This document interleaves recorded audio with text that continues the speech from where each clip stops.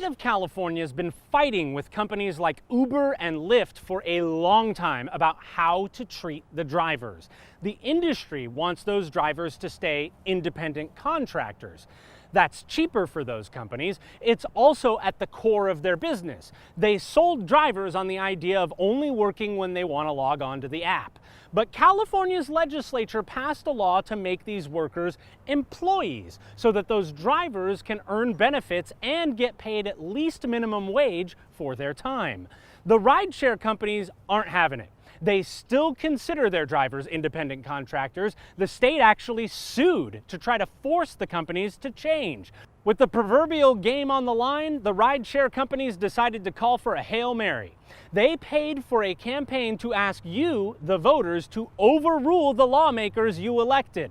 That's what we're voting on in Prop 22.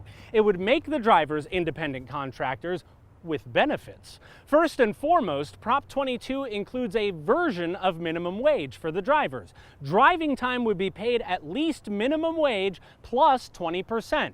That's $16.80 an hour instead of next year's $14 minimum wage. But there's a catch. Driving time only tends to make up about 2/3 of an app driver's workday. The nonpartisan analysts tell us the rest of that time the drivers are sitting there logged into the Uber or DoorDash app just waiting on the next gig. Prop 22 would pay that waiting time at a rate of nothing. Drivers would not be entitled to company health insurance either, but people who clock at least 15 hours of driving time each week would get at least some money to help buy a health plan on the state exchange. Prop 22 also locks in a lower reimbursement rate for mileage than what most employees get when they're paid for driving their own car for work.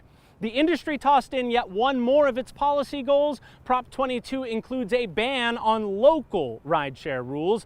Drivers will want to read all of the fine print because it gets pretty detailed, but the big picture is this. A yes vote on 22 makes drivers contractors and gives them new benefits. Those benefits are less than what employees get, but more than what drivers get today. A no vote keeps the current law making drivers employees, the same law the state's trying to enforce in court.